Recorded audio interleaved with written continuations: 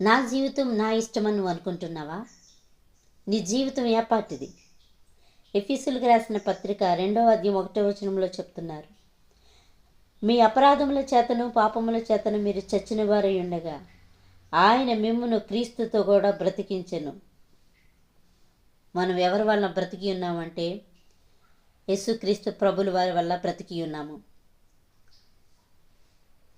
దేవుని వల్ల బ్రతికి ఉన్న నీవు దేవునికి ఏ విధంగా ఉంటున్నావు? ఆయనకు కృతజ్ఞత కలిగిన వ్యక్తిగా ఉంటున్నావా? దేవుని యందు అతిశయించే బిడ్డగా నువ్వు ఉంటున్నావా? ఉండట్లేదు కదండి. మీ వలె అల్పుడైన సౌలును దేవుడు ఏం చేశాడంటే ఇజ్రాయేలుకు శిరస్సుగా నియమించాడు. కానీ ఒక శిరస్సు స్థానం రాగానే, ఒక రాజు హోదా రాగానే, ఒక ఉన్నతమైన స్థాయికి వెళ్ళగానే దేవుడు మాటను తిరస్కరించే వ్యక్తిగా అయిపోయాడు సౌలు. దేవుడు మాట కంటే తన మాట ఎక్కువగా అనుకున్నాడు, తన ఆలోచన ఎక్కువ అనుకున్నాడు. నేను ఒక రాజునైపోయాను, నా దగ్గర డబ్బు ఉంది, బంగారం ఉంది, ప్రజలు ఉన్నారు, సైనికులు ఉన్నారు, నాకేంటి అనుకున్నాడు. ఎప్పుడైతే దేవుడు మాట వినే వ్యక్తిగా సౌలు లేడో వెంటనే దేవుడు ఏం చేశారంటే ఆ యొక్క హోదా నుంచి తీసి పడేశారు బయట. ఈ వాక్యం వింటున్న నీవు కూడా నీకు ఒక దేవుడు స్థానం ఇచ్చి, నీకు విలువ ఇచ్చి, నీకు గౌరవం ఇచ్చి, నీకు ఒక ఉన్నతమైన పరిస్థితిని దేవుడు నీకు ఇచ్చి ఉన్నాడేమో.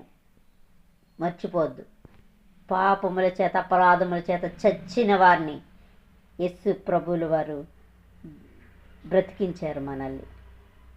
కాబట్టి నీ జీవితంలో మాట, మనసు అన్నీ మారి దేవుడికి విధేయత కలిగి ఉండి ఆయన నీకు ఇచ్చిన స్థానాన్ని నువ్వు గౌరవంగా నిలబెట్టుకొని, నీకంటే నీ ముందు ఉన్న వాళ్ళని, నీ ఎదురున్న వాళ్ళని అందరినీ ప్రేమతో చూసుకొని నీ జీవితం ముందుకు వెళ్ళి నువ్వు ఆశీర్వదించబడాలని దేవుడు ఈరోజు నీకు ఈ మాటలు మాట్లాడుతున్నాడు. దేవునికి మహిమ కలుగును గాక. ఆమేన్. ఫస్ట్ టైం చూస్తూ ఉంటే ఈ యొక్క ఛానల్ దయచేసి సబ్స్క్రైబ్ చేసి, లైక్ చేసి, షేర్ చేయండి. దేవుని వాక్యాన్ని అనేకులకు వినిపించండి. ఆమేన్.